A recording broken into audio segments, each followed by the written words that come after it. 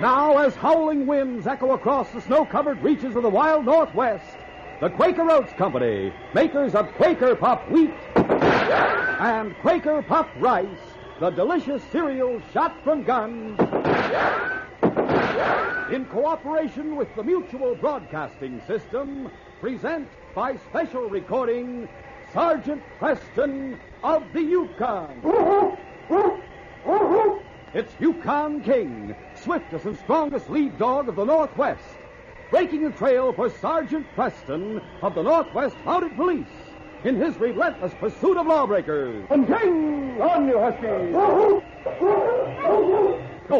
Gold discovered in the Yukon. A stampede to the Klondike in the wild race for riches. Back to the days of the gold rush. And the adventures of Sergeant Preston and his wonder dog, Yukon King, as they meet the challenge of the Yukon.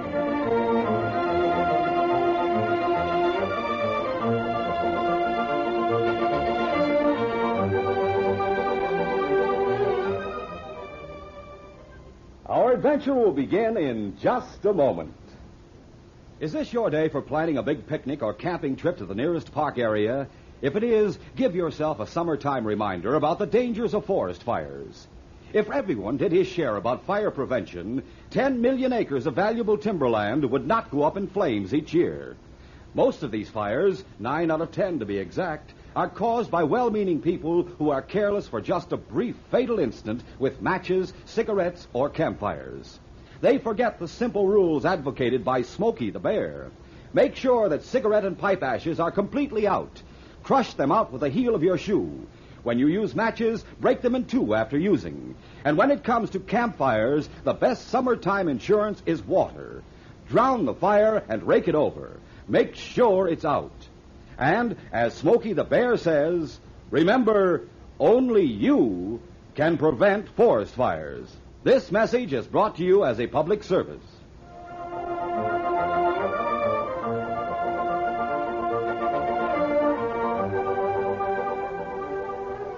King was lying on the floor outside the inspector's office. When the door opened and his master, Sergeant Preston, reappeared, the great dog sprang to his feet. Well, sir, we'll be on our way in less than an hour. Come on, King.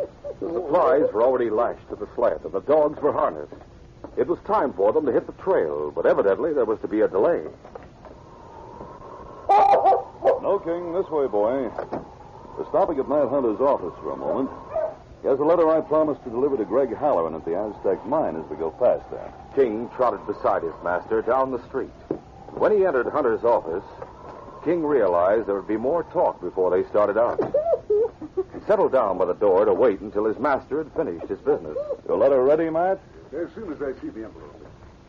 The inspector said you were making the trip to the Indian village on Aztec Creek, and since the mine's only a little way beyond the village, I didn't think you'd mind delivering this to Greg Halloran. No trouble at all. Here you are. He'll get it tomorrow. Tomorrow? I thought you'd get there tonight. What's a long way, Matt? Well, there's no point in the letter, then. Tomorrow is too late. Huh? I should have done something about this before, but I didn't realize until last night what Shane was planning to do. Shane? You know him? I know him. He's a promoter. But what does he have to do with Greg Halloran or the Aztec mine? He holds a mortgage on the mine. I thought you did. I did. Let me explain, Sergeant. Last fall, when Greg bought all that equipment, he borrowed $20,000 from me and gave me a mortgage. He told me about it. Well, last month I needed cash, had to have it, and I went to Shane. I wanted to borrow money on my personal note, but he wasn't interested. He offered to buy the Aztec mortgage, and I had no choice but to sell. Well, is that so serious? Greg will be able to pay it off. By tomorrow at noon? The mortgage only runs for 6 months? Yes, that's right. Well, I've heard the mine's producing. It's only started to produce. And last night at the Palace Hotel, I overheard Shane talking to some of his cronies. If the mortgage isn't paid off by tomorrow noon, he means to walk into the Gold Commissioner's office and foreclose on the mine. It's possible that Greg has the money. It's possible he's on his way into town this very minute. But on the other hand, and this is why I feel guilty, I've neglected to tell him I sold the mortgage. Oh. He may be postponing his trip into town because he knows I'm a friend and that I wouldn't think of foreclosing. In that letter you have, I've told him that Shane now holds the mortgage, and that he can't expect any leniency. He must pay up before noon tomorrow. Of course, if the letter won't reach him until tomorrow... It'll reach him tonight. Then if he has a good team and starts at once, he can make it back here in time. He may not have the full amount, but tell him to come anyway. I'll see if I can raise some cash. Let's go, King. Thank you, sir. See you later. Now, as the sergeant ran back toward headquarters, King realized the time for the start had come. Up front, King. All right, on King! On your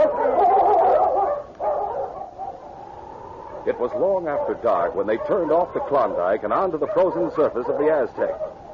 An hour later, they neared the Indian village. But the village was strangely dark and silent. There was no sign of life anywhere. The sergeant stopped the team.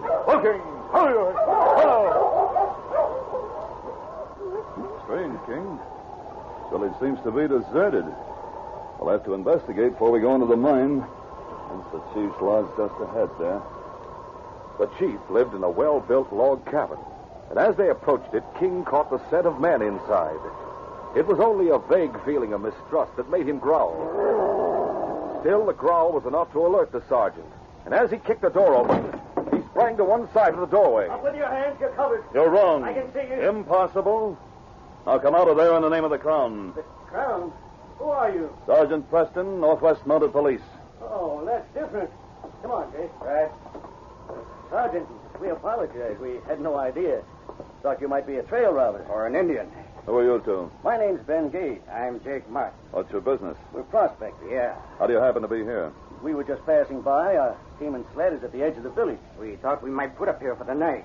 Turns out there's nobody home. There was no one here when you arrived? No, that was only a few minutes ago. I'll take a look inside the cabin. Outdo usually has a lantern hanging here on the wall. Oh, yes. We haven't touched a thing. Nothing seems to have been disturbed. Natu certainly wouldn't have moved out and left all his belongings behind. It's a strange thing, isn't it, Sergeant? Listen, those are Indians, all right. Sounds like they're on the warpath. They must be attacking that mining camp we passed. Come on, King. As the first war cry shattered the stillness of the night, Greg Halloran jumped from his cot and started to dress. The door burst open, and Rick Collins, his foreman, entered. Well, what's up? It's Natu and his braves, about 100 of them. They've surrounded the mess cabin and the storehouse. We don't have enough men to make a fight of it. But at least we can protect our machinery. What about the gold in the office safe? It'll have to stay there. They can't open the safe, and they have a hard time moving it. Come on. Ordering his men to hold their fire, Greg Halloran led them from the bunkhouse up the hill to the mine. There they took cover and watched the Indians, many of whom carried torches. Shall we give them a few rounds now, Greg? No. But look, they've broken into the storehouse. The women and kids are carrying away our supplies. We have plenty. One volley might send them back to their village. I doubt it. If they attack the mine, we'll have to shoot. But we won't do it before, and that's final, Rick. You're the boss. But it looks to me as if they're heading this way now. Yes. It'll be a fight whether you like it or not. Ready, men. No, hold your fire. But they're coming. Not anymore, they're not. Someone just drove up. See the sled and team there. Hey, I've seen that big lead dog somewhere before. Of course you have. The man on the sled is Sergeant Preston. Wait. He's talking to Natu. Natu's listening to him. I'm going down there. Coming, Rick? I'm with you.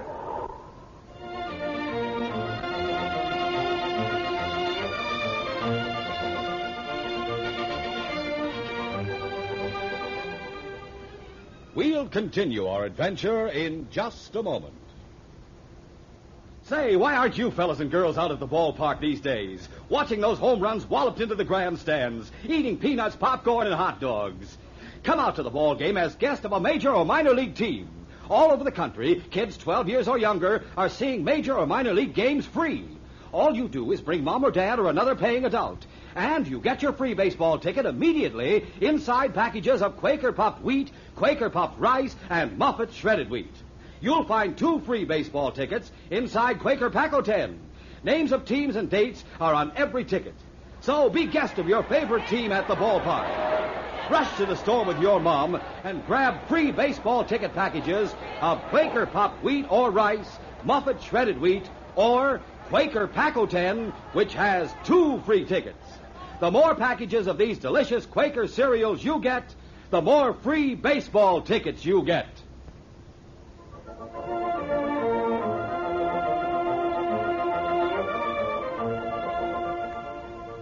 now to continue. Greg and Rick ran down the hill to the point where the sergeant had stopped Natu and his braves. Natu, you've sworn allegiance to the crown and promised to obey the law. Now, why have you broken into this storehouse and stolen supplies? Indians take food. Then white men have to leave. Why do you want them to leave? They're not hurting you. Them make prison. A prison? What's he talking about? Big hole in hill. That's a mine, Natu. Greg's digging for gold. No, that's not way to find gold. Not to know how that's done. Men put gravel in pans, wash old show pans, Burning gold? and on him, and get him captured slave. Look, they're big over hole. Not to see sink down, put not. Who told you and wanted to make you a slave? Sherman tell me. Oh, we got him. A white medicine man. What was his name? Not to. Timaya. And a black beard with him? Aren't they? You know that. I've just come from there. I saw them. A redhead and a man with a black beard, Greg. Sergeant, their names are Ben Gage and Jake Martin. I hired them about a month ago and fired them 2 weeks ago for deliberate carelessness. They nearly wrecked our boiler. This is all a plot to get even. Maybe more than that. I have some news for you, but I'll finish with Natu first. Natu, you know I've never lied to you. That's right. Sergeant, speak truth. I'm your friend. I've come all the way from Dawson to see if any of your tribe was sick. No Indian sick. I'm glad to hear it. But if anyone had been, I'd have given him medicine. You good friend. All Indian know that. All right, then, you must believe me. The man with the red hair and his partner are bad men. They've lied to you. Halloran doesn't want to hurt the Indians. Raise your right hand and tell him you want to be friends, Greg. Okay. Halloran wants to be your friend, Natu. That's good. You did wrong to steal Halloran's supplies, Natu. You broke the law. But we understand that the reason you stole was that the red-headed man made you afraid. You won't be punished if you bring the supplies back. Let them keep what they've taken. You hear that, Natu? Halloran is making you a fine present. Him good friend. Of course he is. Indian teach man with hair like fire not to tell lies. Never mind that. When you get back to your village, just hold him and his partner until I get there. Not to do that. You may go now. Malik Tereyana. Malik Tereyana. Rick, call the men down from the mine. Tell them the sergeant settled everything. Right. Okay, boys, it's all over. There won't be any more trouble. I'm afraid I haven't settled everything for you, Greg. No one could have handled Natu the way you did. But losing a few supplies is nothing. Of course not. Compared with losing your mind. What's that? You have a mortgage coming due tomorrow noon. Well, yes, but Matt Hunter has it. He won't mind waiting a few days for his money. Do you have enough gold to pay it off? Yes. I was all ready to start in the town when that last blizzard came along. We don't have any dogs. Horses and pack mules find deep snow mighty tough going. So I'm waiting now until the trail packs down a little. But if Matt's worried about his money, you tell him Read this letter, Greg. Oh, who's it from? From Matt. He couldn't mean to... Read it. Sure. I'll need some more light. Let's go to my cabin. In the cabin, Rick joined the sergeant and Greg just as Greg finished reading the letter. Well, what's the matter with you, Greg? You look as if you'd lost your last friend. It's the mine. We're going to lose the mine. What are you talking about? Matt sold the mortgage. Roger Shane holds it now. He's going to foreclose. He can't. Yes, he can. There's nothing to stop him. If he isn't paid off by noon tomorrow. But you have the gold in the safe. It must be in Dawson by noon tomorrow. It's after midnight now. There's no way to get it to town in time. There's one way. How? My team. But I thought you were making a patrol. A special trip to check on the health of Natu's tribe. The mission's accomplished. You were going to arrest Ben Gage and Jake Martin. I still intend to. You can't guard them and make any sort of time. I'm going to arrest them and leave them in your custody until I return. You do that, make another trip back here? Greg, the motto of the force is maintain the right. In my mind, it isn't right that you should lose this mine after all the work you've put in it. There's something else, too. You hired Gage and Martin a month ago. Yes. Just after Shane bought the mortgage from Matt. They proceeded to try and wreck your equipment, slow up production. Tonight they incited the Indians against you. You think Shane hired them to make trouble? It's possible. But if he did, and if his purpose was to keep you from washing out enough gold to pay off the mortgage, he's failed. All that remains to make his failure complete is to get the gold to Dawson. Sergeant, it's in the office safe. Let's get it on board my sled. Come on. The gold was loaded on the sergeant's sled. Since the trail was already broken, King was harnessed in the lead position. Greg and Rick accompanied the sergeant as far as the Indian village. Natu had bad news for them. Fellow with hair like fire. Man with black beard. Them gone when Indian get back to village. Probably heading for Dawson. Well, it doesn't matter. I'll pick them up later. I know you'd like to come along with me, Greg, but your gold's heavy, and every extra ounce of weight will slow the team. I understand. The letter I gave you and the gold are all you need to get the mortgage. All I ask is that you make it in time. We'll do our best. Find the team, King. Ride on, King. Ben Gage and Jake Martin realized the sergeant would learn from Natu that it was they who had incited the Indian attack. So they left the village as soon as the sergeant started for the mining camp. They reached the mouth of the Aztec shortly after daybreak. Here, the trail sloped sharply as it ran into the Klondike. Jake was riding the sled while Ben was on the running board, driving the team hard. He neglected to use his brake on the sharp downgrade, and the sled was crowding the dogs as they neared the turn onto the Klondike trail. When they reached it, Ben shouted, Now you must... The dogs swung away from the whip, and their sudden change of direction knocked the sled off balance. It took the turn on one runner and then crashed over. Ben was thrown clear, but Jake managed to hang on to the overturned sled. Oh, you huskies. Hold there, hold. Come on. Help me get this thing right side up. I can't. What's the matter with you? I twisted my ankle. Give me a hand. As soon as I get the sled back on its runners, I'll... Hey, there's someone coming. Where? Up the trail from Dawson. It's Cortland. Hey, Court! Hold on. Yeah, what's the matter here? We had a spill. What happened to Ben? Twisted his ankle. Help me get him on the sled. Well, what brings you up here, Court? Why aren't you two sticking close to the mine? We got the Indians to attack it last night. And Sergeant Preston showed up. We thought we'd better clear out. Preston had a letter for Greg from Matt. Telling him Shane means to foreclose? Yes. I overheard Matt talking to some of his friends, trying to borrow enough money to pay off the mortgage himself. He had no luck. What about Greg? Greg can't do anything about paying off now. Does he have enough gold? I think so. Well, it isn't noon yet. But how could he possibly get to Dawson in time? He couldn't make it on a horse. He has no dog team. Preston does. He's heading back for Dawson. He could offer to take the gold with him. Preston will have his hands full with the Indians. The Indians couldn't have given Preston much trouble. I'll bet he... And you'd lose your bet. Look, way up the Aztec Trail. A dog team. Hey, Greg is no dog. No, it's Preston. We have to consider the possibility that he has the gold on board his sled. Help me up. We got to get out of here. You're staying right where you are. Huh? You'll wait here for Preston. Have you gone nuts? He must have found out that Jake and I were behind the Indian attack. He'll arrest me. What if he does? It won't be the first time you've gone to jail, and Shane will pay you well for it. Jake and I are driving on and leaving you here. A fat chance. Bad ankle or not, I'll tear both of you limb from limb. Will you get this through your thick skull? This is a way to stop him, slow him down so he can't get to Dawson on time. Now, here's your story. You and Jake had a fight. He knocked you down and you twisted your ankle. Before you could get up, he jumped on the sled and drove away. You're not going to leave me here. Yes, we are. But Preston won't. Bad ankle, no snowshoes or supplies. He'll have to take you on board his sled, and he'll have to take you all the way to Dawson. There's nothing like weight to slow a dog team down, Ben, and you carry plenty of it. I don't like it. You're staying here whether you like it or not. Come on, Jake. I know. Now listen to reason. Oh, my ankle. I can't stand on it.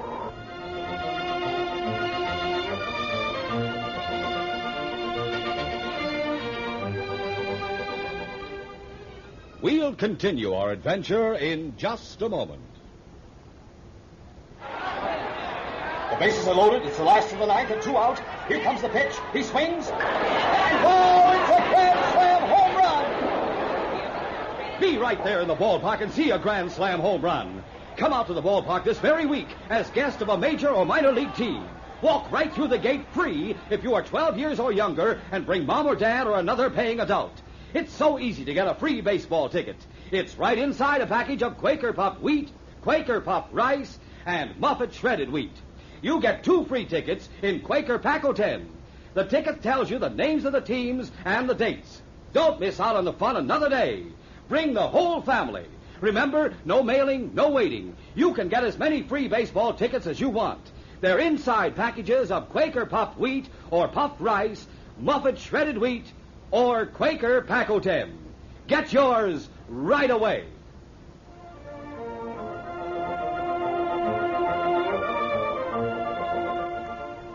Now to continue.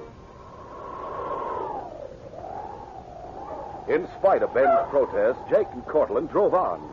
And it was King who first saw the big black-bearded man lying in the snow when the sergeant's team reached the Klondike Trail. Help me! Walking. Oh, Help me, Doc. I can't walk. What happened? partner and I had a fight. He knocked me down.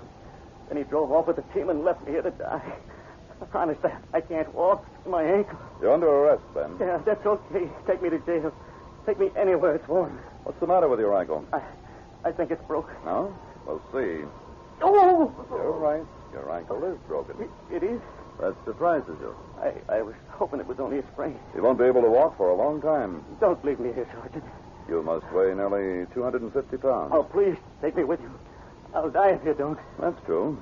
Still, I have other business. I know you want to get to Dawson before noon, but I'll make a deal with you. I'll make a full confession. I don't need a confession from you. But you want to know who hired Jake and me to make trouble at the mine, don't you? It was Shane in Cortland. I'll testify against him. I'll do anything you say. Here's a notebook and a pencil. Write out your confession and sign it. All right, Sergeant. Anything you say. Ben scribbled a complete confession in the sergeant's notebook and signed it. There it's all. You'll take me with you now, won't you? You'll need me as a witness for the Crown. Being a witness for the Crown won't stop you from going to jail. But you won't leave me here to die. I had no intention of leaving you here. You said that the mortgage... A human life means more than any such consideration, even when it's a life as misspent as yours. Oh. Put your arm around my shoulder. I'll get you onto the sled. Come on. Easy now. When Ben had been lifted onto the sled and covered with a blanket, the sergeant checked the team's harness. Patted King as he considered the miles ahead. He knew the exact distance to Dawson and the pace the team must maintain if the town were to be reached by noon. With Ben's added weight, he also knew it would be a heartbreaking effort. I hate to ask it of you, King, but we must try. And even if we fail, fella, I'll know that no other team could have done so well. All right, boy. Get the team up. All right, on time. On your...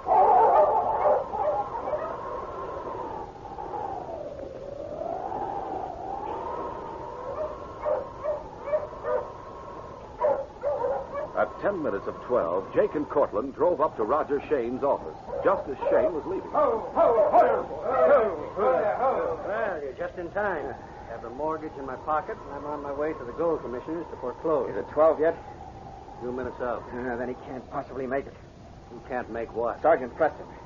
We think he has the gold to pay off, but he can't make it. No, I see no sign of him. Come on.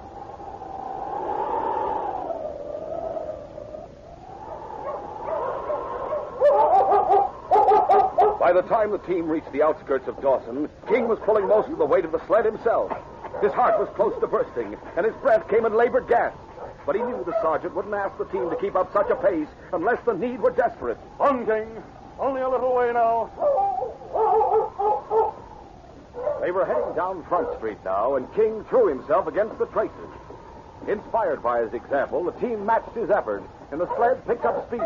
Faster and faster. 1 minute. 2 minutes. King knew this last sprint could only be sustained for seconds, though. And then, when he was afraid his muscles would be unequal to even one more driving stride, the word of release came. Okay. Oh, The goal had been reached. The sled stopped directly in front of the gold commissioner's office, and the sergeant ran up the steps.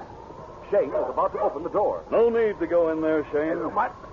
It's exactly 2 minutes of 12. Here's a letter from Greg Halloran, and on my sled I have $20,000 in gold, which I'm authorized to pay you for his mortgage.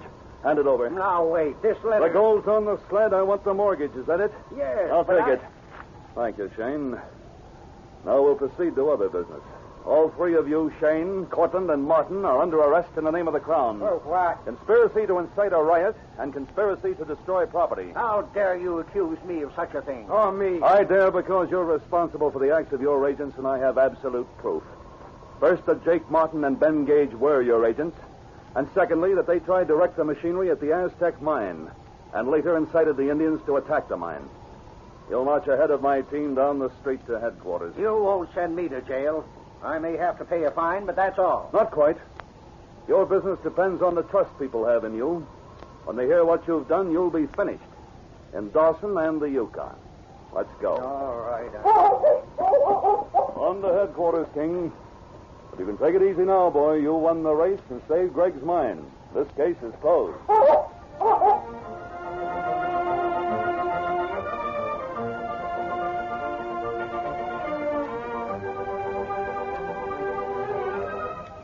Sergeant Preston will return in just a moment with a word about our next exciting adventure. There's roaring adventure on Mutual. Tales that will take your breath away and transport you into lands where danger is your constant companion. First, we take you far up into the barren Yukon territory of yesterday, where icy winds and howling wolves are enough to drive a man wild, and civilized ways are gone in an ever-present lust for gold. Now let's go to another lawless world, the west of early frontier days. Not so cold, but which makes up for the freezing temperatures with trigger-tense tempers, where the gun is a man's lease on life. This is a country which abounds with cattle rustlers, and where miles and miles go by before you see any signs of life. The West, beautiful but wild, a land which cries out for the hand of the law. You'll never lack for adventure on Mutual, whether it freezes you with fear in the wild Northwest Territory or singes you with the acrid heat of the Western Plains. It's all on Mutual every week over most of these stations.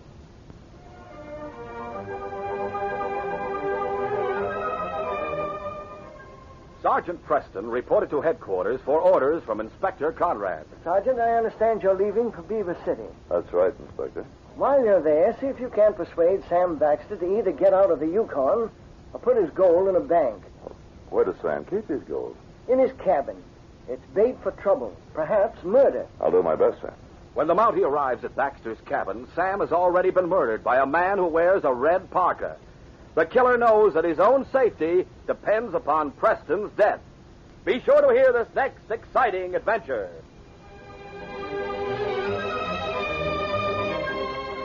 These Sergeant Preston of the Yukon Adventures are brought to you every Monday through Friday at this time by the Quaker Oats Company, makers of Quaker Puff Wheat and Quaker Puff Rice, the delicious cereals shot from guns. By special recording in cooperation with the Mutual Broadcasting System. They are a copyrighted feature of Sergeant Preston of the Yukon Incorporated. Created by George W. Trendle, produced by Trendle Campbell Muir Incorporated, and directed by Fred Flowerday. The part of Sergeant Preston is played by Paul Sutton.